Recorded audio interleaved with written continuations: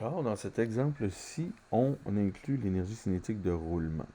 Donc, formellement, je suis rendu dans le chapitre 11 si on suit le Benson, ou chapitre 11 si on suit le La France, et fin chapitre 4 là, ou chapitre 5 dans le Séguin. Là, je suis moins certain dans le cas du Séguin. Donc, une sphère creuse de 4 kg. Il faut aussi donner son rayon. Le rayon, on va dire 10 cm. La situation initiale, elle est en haut. La vitesse initiale est nulle.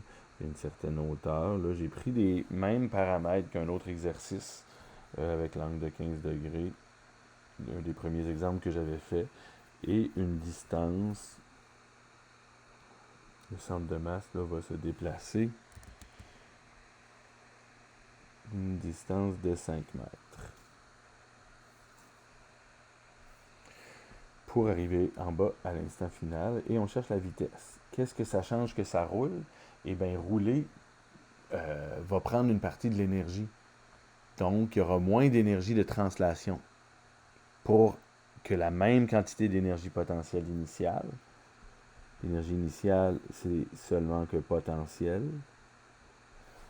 Et disons que c'est 10 joules, ben, ça va être réparti en énergie cinétique de rotation et énergie cinétique de translation. On va le voir en appliquant la démarche de résolution. En rotation, on a une demi-I oméga carré. En translation, on a une demi-MV carré. Puis là, c'est le même objet qui translate et rotate, qui tourne en se déplaçant. OK, donc on part encore là, de l'idée que s'il y a un travail extérieur, ça fait varier l'énergie. Ici, il y a certainement du frottement pour que ça roule. S'il n'y avait pas de frottement, ça ne ferait que glisser sans tourner. Mais c'est un frottement statique, parce qu'on dit que ça glisse, ça roule sans glisser. Sans glisser, donc, il n'y a pas de son comme ça qui ferait perdre de l'énergie. C'est un frottement qui fait tourner, mais qui ne fait pas de glissement, donc qui ne libère pas de chaleur, donc qui ne fait pas un travail extérieur. Voilà. Donc, l'énergie est conservée. On a la perte d'énergie potentielle et le gain d'énergie cinétique de translation et de rotation. Donc, pour la variation d'énergie potentielle, mg delta h, la variation d'énergie cinétique, une demi-m vitesse finale au carré moins vitesse initiale au carré. C'est une demi-mv finale carré moins une demi-mv initiale au carré. Les deltas sont toujours des quantités finales moins initiales. Puis même chose, une demi-i oméga finale au carré moins oméga initiale au carré. Rappelez que la vitesse est égale à oméga fois le rayon. Ça, c'est le lien linéaire angulaire que vous aurez vu au début du chapitre 11 dans la France ou le Benson. Voilà. Lien linéaire angulaire. Ensuite, le delta H. Bon, ben le H final, on peut dire que c'est 0. Et le H initial, c'est le côté opposé. Hein? H initial est égal à D sinus θ de 15. Et H final moins H initial va donner un négatif. H final vaut 0, H initial est positif, donc H final moins H initial donne le moins, donne le négatif. Ensuite, les énergies cinétiques, au début, on était au repos, donc VI vaut 0, autant en rotation qu'en translation. Il nous reste donc une demi-m vitesse finale au carré, plus une demi, le I. Là, on peut regarder la forme de l'objet. La vitesse finale, c'est une sphère creuse.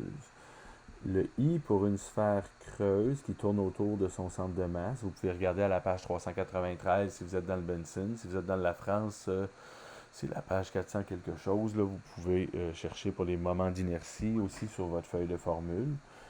Pour la sphère creuse, je crois qu'on parle de 2 tiers de mr carré. Bon, j'ai mis le M majuscule parce qu'il est comme ça dans les formules pour les moments d'inertie, mais il n'y a qu'un seul objet, hein, c'est le même M.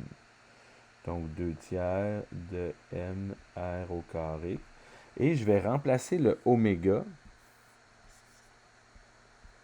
par V sur R. Parce qu'on ne cherche pas oméga, on cherche V, la vitesse finale, et non sa vitesse angulaire. Donc, je ne vais pas garder l'oméga, je vais le remplacer par V sur R. Le oméga était au carré, donc V au carré sur R au carré. Et là, ben, quelque chose qui est intéressant, qui se produit très souvent, c'est que les R s'annulent ici. En gros, ça ne dépend pas du rayon. Ça dépend de la forme de l'objet.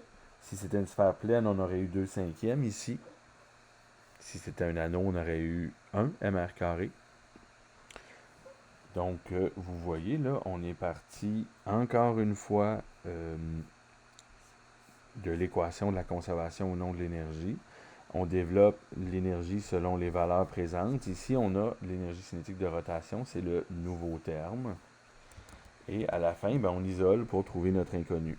Il y avait un oméga au carré que j'ai remplacé par V sur R au carré pour justement mettre en évidence le V qui est l'inconnu qu'on nous demande de trouver. Donc là, si vous constatez, on peut simplifier le 2 ici avec le 2. Et disons, je vais envoyer le négatif MGD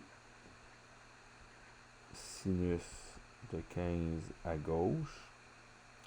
Il me reste une demi M fois V au carré. Plus, il y a le 1 tiers M V au carré. En réalité, le M était aussi commun. On aurait pu le mettre en évidence. Et là, on constate que chacun à gauche et à droite a un terme commun de M. En réalité, tout le monde avait un M ici. Quand chacun des termes a un facteur commun, on peut l'annuler. OK, et on cherche la vitesse. Donc, la vitesse au carré.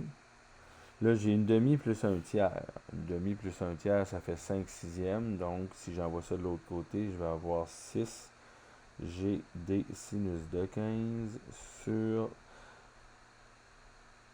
5. Hein, ça fait une demi plus un tiers. 3/6 plus 2/6, ça fait 5/6. 5/6, j'envoie le 6 en haut et le 5 en bas. C'est ça. Je pense que je suis confiant. On calcule ça.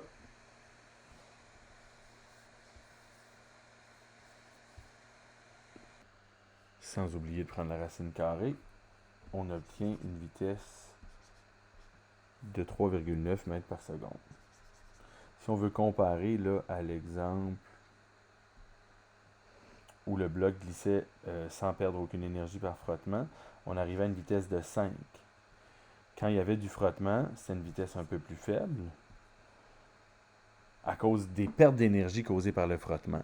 Ici, notre nouvel exemple, il n'y a pas de perte d'énergie causée par le frottement, mais il y a une partie de l'énergie qui est distribuée pour faire tourner l'objet. Et donc, on arrive à une vitesse plus petite que 5 mètres par seconde. D'accord? Prochaine situation, on pourrait faire un exemple avec la totale, un ressort plan incliné, frottement, 2 blocs, l'énergie de la poulie, tout ça, tout ça. Ce sera probablement le dernier de cette liste d'écoute.